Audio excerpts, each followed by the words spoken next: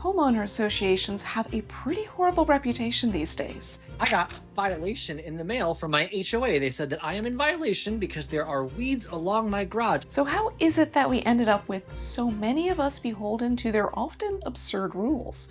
How is any of this legally allowed? And how do we fix it? The history of property owner associations actually goes back well over a century, though the term HOA wasn't a popular one until more recently. And they've always had a contentious presence. In fact, they were often used to navigate around federal laws that would apply to government entities. Everything you currently hate about them, or even what history you already know about them, turns out it's actually much worse than that. They set up a very efficient, exempt from the rules situation, for a reason. But that also means there might be more to the possibilities of what an HOA could be than we're taking advantage of. So today we're going to look at the extremely dodgy history of these organizations and potentially how to hack your HOA. Estimates from the last decade or so put us at about 1/3 of all residential property in America falling under an HOA or similar organization. More than 365,000 of them. In fact, HOAs outnumber local governments by more than 3-1, and it is a constantly growing number. It was only 10,000 back in 1970. Exactly what an HOA is, however, is surprisingly broad.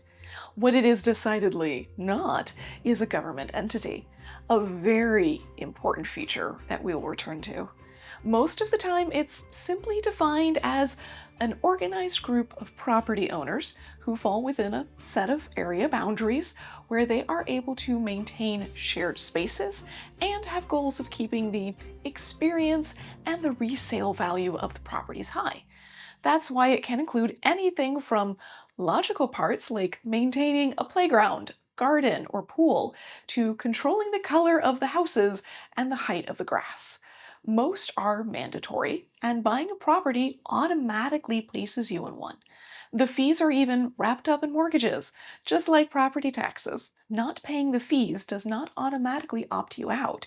Instead, there are legal ramifications down to a lien or even foreclosing on your property for not paying. The exact format of an association varies. Some have boards with elected members who guide the discussions or have final say. Others function fully on a group vote. The most common setup, either way, is to have a majority vote, either more than 50% or 2/3, in order to amend the regulations set in place, which doesn't sound that difficult, but the reality is the participation numbers are usually fairly low. The majority of content about HOAs you'll see on the internet is people's frustration with tedious rules that are being enforced as a system of punishment, where one neighbor will report over and over because they don't like another, or the rules are unequally enforced or just impossible to follow, and getting them changed would require a number of people to show up to the meeting that is really difficult. Overall, HOAs don't have a good reputation, which may be valid given their origins and purpose, but they have done over a century of legal work to bury their roots deep, which means they have completely untapped potential. And if we were to rebuild them, the community we create can truly change things. And so often in community, communication needs to come first. That's why I'm so glad the sponsor for today's video is Babbel. Babbel is the world's best-selling language app, and it's designed to actually teach you how a language works, not just a few phrases. I've been attempting to learn German off and on for the last few years, and it just doesn't stick. Well, not beyond links and Reichs to know which doors on the U-Bahn will open. As I have friends, family, and business connections in Germany, it's pretty important that I actually learn before I go back to visit again. It's only been a few days on Babbel, and it's already making so much more sense. Instead of just repeating sentences, I'm actually learning pronunciation, short E's before the double consonants and long E's before single, and conjugation. I am from America. Ich komme aus Amerika. We are from America. Wir kommen aus Amerika. The lessons are a variety of conversations, new terms, pronunciation, spelling, and conjugation. Things that actually help you understand the rules and the context. It just starts to sound familiar. And there's even extra courses for specific topics like business, traditions, or even animals. Das ist mein Hund. Sie heißt Bailey. Whether you're traveling or connecting with your friends or community, there's no better time to learn a new language than right now. Check out the link in my description and get up to 55% off your subscription. And let me know what language you want to learn and why down in the comments. In order to know what HOAs are capable of, we have to know why they were created. Their roots lie in the concept of utopia. Ebenezer Howard's utopia, to be specific. He dreamed of the Garden City movement, in which communities were built to be self-supporting and work in tandem with the environment. Modeled on a business instead of government setup, with different departments taking over subjects like education, finance, and engineering. Each would be run by someone hired for the position because of their experience and skills, not their political abilities or who they know. Obviously, Howard's dream did not become a broad reality, but his idea of a smaller community with clear borders and internal governance, which resembles a business model, did go somewhere. In some of the earliest versions, these were the covenants set up to help maintain certain aspects of the neighborhood, like lakes and parks. Gramercy Park in New York City in 1831, Lewisburg Square in Boston in 1844. Others, sometimes lasting only a decade or two, would set up a space that was to be used for specific purposes, like a beachfront that could not have housing built on it for the next 10 years, or smaller rules like how close the building could be to the street. Some were set up by the builders or designer of the neighborhood, passed down to each plot, but many were created by the owners of the neighborhood, even long after construction had occurred. And as the 19th century continued, an increasing number included rules about who the property could be sold to, namely, white people. This wouldn't become a widespread issue until the 20th century, however, which does seem surprising at first. It's not like the concept of segregation wasn't around for decades prior to that, but basically, in the 19th century, it was far less of a concern, as most housing segregation happened through social means, everything from house prices to harassment and lynching, and there was a decent amount of space compared to population. Forcibly desegregating residential areas was not worth it for most people. But things like the Great Migration, where many Black families moved northwards as crop failures and continued violence made living in the South increasingly difficult, along with growing immigration, pushed more and more non-whites into major cities. Inevitably, the population growth exceeded what could be contained in these small neighborhoods and had to spread out. High demand meant the prices of rent and mortgages, both unregulated, were extremely high, and the safety of the structures was far from maintained. The overinflated costs of poor quality housing in Black neighborhoods and others eventually outpaced the concerns over dealing with unhappy neighbors in many areas. At first, cities themselves started setting up ordinances to stop this. Baltimore was the first in 1910, prohibiting both white and Black residents from purchasing homes in neighborhoods that were predominantly not of their race, a way to claim it was a fair solution for everyone. Over the next 8 years, 26 other cities would follow suit, including Houston, Asheville, Miami, Dallas, Louisville, Atlanta, and St. Louis. While most were in the southern half of the country, it was not widespread in all areas. Statistically, places that had higher rates of lynchings and well-organized white community were far less likely to have racial ordinances. They didn't need them. It was Louisville's version that went all the way to the Supreme Court, who declared these ordinances unconstitutional in 1917, the NAACP's first major legal victory. Only 7 other cities attempted it after, and all lost in court. Even language like Richmond used of "with whom said person is forbidden to intermarry" didn't pass. At most, it was a temporary setback for those that wanted to maintain segregation.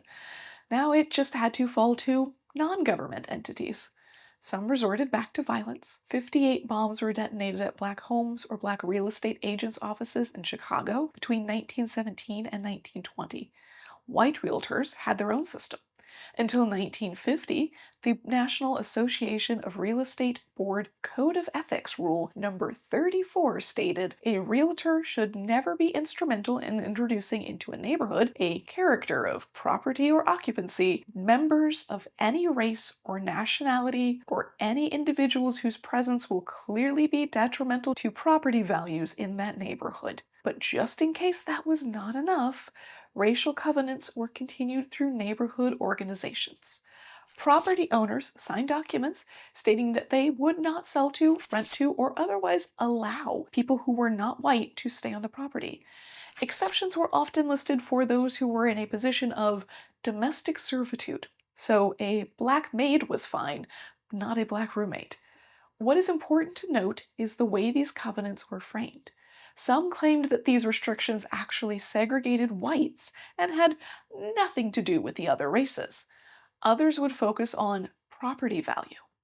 It wasn't that they personally were racist, just that other people were, and an integrated neighborhood would reduce their potential sales price. You know.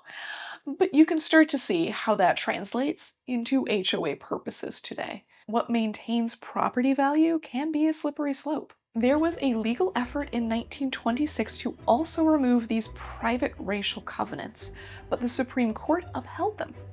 Afterwards, there was even an active push by the Chicago Real Estate Board to encourage the formation of more of these homeowner societies.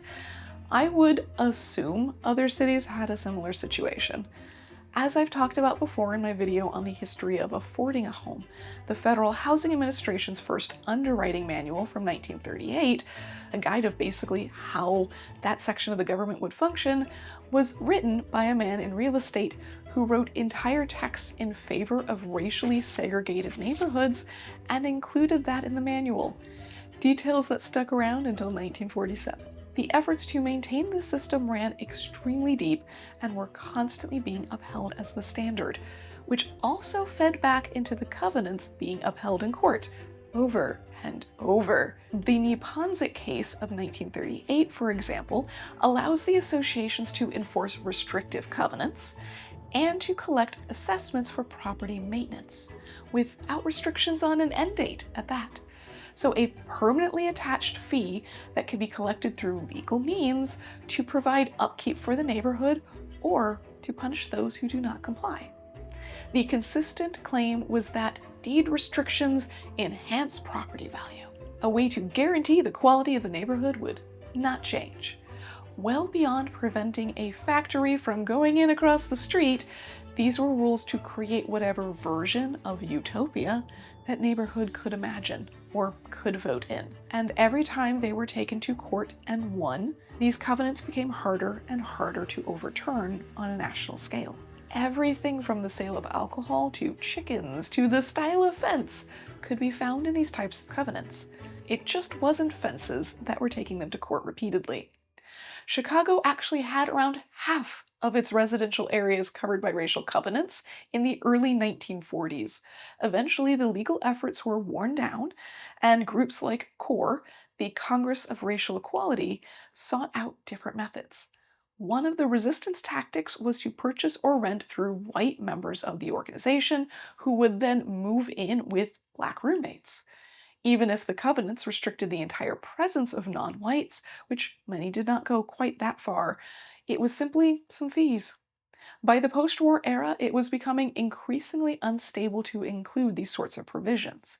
While many planned black neighborhoods were built during this time, attempting to give space in a controlled setting, they often received just as much resistance from nearby white neighbors. Equal but separate wasn't working either. In 1945, Robert Weaver published Hemmed In, a pamphlet put out by the American Council on Race Relations. He points out that the racial covenants aren't really enforceable anymore, and that they actually do a lot of proven damage to everyone in those areas, reducing taxes for the city, creating tension, straining public facilities that are not well balanced, and above all, weakening the communal strength of what it means to be an American. This last bit makes perfect sense as we come to the end of World War II and move into the anti-communist era. Building a strong patriotic idea of a better America for all was part of the rhetoric at the time. It wouldn't be long before the courts officially agreed. Shelley versus Kramer in 1948 ruled that courts could not enforce covenants which require them to enforce things that would be unconstitutional. So now there was no legal way to punish those that did not keep up the racial segregation portion of their agreements. Post this decision, efforts to restrict through other, less direct means continued. Requiring house cost minimums and occupancy maximums kept out all lower class families or those just making their way up the social ladder. It was too broad to affect just one race, but certainly favored white families who had generations of home ownership and financial stability. As the use of home associations started to grow rapidly, this system would become incredibly widespread. Land was not as available as it had been just post-war, so the 1960s shifted away from large single lots to smaller lots with shared amenities. In 1963, Planned Unit Development with a Homes Association was published by the FHA to encourage the growth of these types of neighborhoods. Realtors, developers, and the government all stood to benefit from their growth. There were varying legal decisions from state to state as these became more common. Some states set up entire government boards to help regulate and track, like the Bureau of Condominiums in Florida, or statewide regulations like the Common Interest Development Act in California, what would eventually be the two most prolific states for these associations. Despite that variance, over and over, the courts decided that the organizations are neither government, therefore subject to those regulations, nor are they a full business, which could have civil liability. As for segregation, that did not end in 1917, nor even with the Civil Rights Act in 1964 or the Fair Housing Act addition to it in 1968, or even the Equal Credit Opportunity Act of 1974. Just like the associations switched to rules about home values and occupation limits, federal law pretty much encouraged the same discrimination when it came to wealth. Nixon in 1971 had a fair housing policy that did acknowledge that racial discrimination was not allowed, but also said that the government could not force economic integration on the suburbs through subsidized housing programs. Basically, we won't allow segregation to keep happening, but we're not going to try and fix what we already let happen. There's a reason why, even in the early 21st century, most cities were just as segregated as they were back in the 1970s and 80s. So what does that mean for today? Well, first up, returning to the idea that these associations resemble corporations in their setup, not government. They are considered private entities, not public. That means private areas don't have the same regulations as public. A quick example would be that streets can be narrower or not have the same curb and sidewalk rules. It also means that police can respond to a crime, but not enforce the specific traffic or parking rules of that neighborhood. The operation and decisions of the association are also decided by majority vote or whatever guidelines have been put into place, or can be changed to be put in place. And the state cannot change that or force the group to do anything. They can enforce fines and sanctions in addition to regular fees. And for the majority of people in an HOA, simply buying the house enrolled them in all of that, whether they like it or not. Note that if someone decides to start one that includes your property area, you do not have to join. That may change for whoever buys your house next, but you can say no. Essentially, these are all things that have been extensively reaffirmed in courts numerous times. Genuinely, I read an entire article just listing out the major court cases that have established the right for these organizations to exist and operate as they do. I cannot stress how much precedent there is. And not just decisions directly on HOA situations, but those cases have also been used time and time again in other situations. So it's a big web of private versus public and where those lines lay. However, while the government is not directly involved in HOAs, it can actually mandate their creation. As neighborhoods expand rapidly, the creation and maintenance of things like drainage systems can be incredibly expensive. So, many cities will require any newly constructed neighborhoods to make this part of their approval process. An HOA that will cover the costs and maintenance of what would otherwise fall to city infrastructure. So, cities and other levels of governments have a vested interest in the existence of these associations continuing and growing. This is where I came across an incredibly influential quote in my readings. Theories of collective action suggest that HOAs would deliver a disproportionately strong political punch if they became involved in local government policy decisions. They are unrestrained by state laws, and their purpose of building community and preserving the value of the neighborhood is an extremely broad concept that can include so much. The only catch is that it should be something that benefits the community of the association, not the general public. At least the majority of it should. The sliding scale of public and private has far too many legal decisions for me, a layperson, to give you a full account of. However, to declare an HOA a public entity for some of the actions it partakes in would open up a huge can of worms in a legal sense. Even medical buildings are seen as private when it's by appointment only, based off of rulings on HOAs, which is how we can make decisions about where people are allowed to protest. So maybe consult some legal opinions depending on how far you want to take it, but there's a lot that can fit into the already approved range. Remember that even as it is today, about 1/3 of residential properties are under collective control, and that number is growing.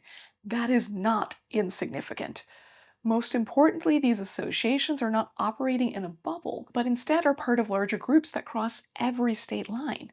As one of the modern articles I read stated, they are critical to the diffusion of ideas and practices among the states. This is particularly true because while the role of federal government can be critical, it is rarely an innovator of policy. Rather, federal intervention merely reinforces pre-existing policy outcomes, favoring one set of alternatives over others.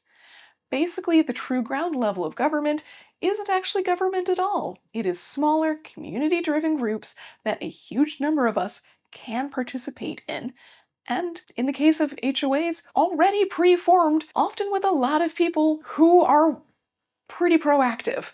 Honestly, even my neighborhood association, not an HOA, but a historic district, allows for people who live outside of the area to attend meetings and participate in discussions. And it's not just a place to have conversations. How the money that is collected is used, or even how much is collected in the first place, is something that is usually decided by a majority vote. And there are so many things that fall under the umbrella of helping to promote the experience and value of the neighborhood beyond just protecting the physical structures. Food drives, educational programs, shelter assistance, community safety, political organization, cleanup crews, and even just forming volunteer groups are all possibilities. Something simple like organizing transport to go vote, or making sure that people who can't leave their home have help with groceries. And if your HOA has privately owned streets, that's private property and does require a judicial warrant or consent for federal agents to access. We're in an era where we can recognize the potential within working together. It's the perfect time to get to know your neighbors and take advantage of a system that has more than well established itself and has very few restraints on it. Make your HOA actually benefit the people in the community in the 21st century sense. I just wanted to add on in case any of my neighbors happen across this. My neighborhood association has been wonderful so far and extremely cognizant of its potential in the community. I say this as we are currently rewriting our guidelines for the first time, and I have been participating in that process. That is, in large part, what made me curious about just how much could be accomplished by these varying groups on a scale far outside my own neighborhood. They wrote in environmentally progressive policies about 13 years ago, and other associations have picked up those ideas since and put them in their own regulations. Now we're working to improve on that. It's small, but it's still something. And with elected government officials listening less and less, it's a source of collective power we need to leverage. TLDR. HOAs based entirely in racism and restrictive capacities, and turns out those people fought real hard for many decades to try and establish rules that make sure that they're allowed to do whatever the heck they want to all the time. And that's why we haven't really managed to change most of those sorts of regulations, because those groups are just made up of people that like to maintain the way things have always been and have really strong opinions. So let's just show up to your meetings. I guarantee there's more of us than there are of them.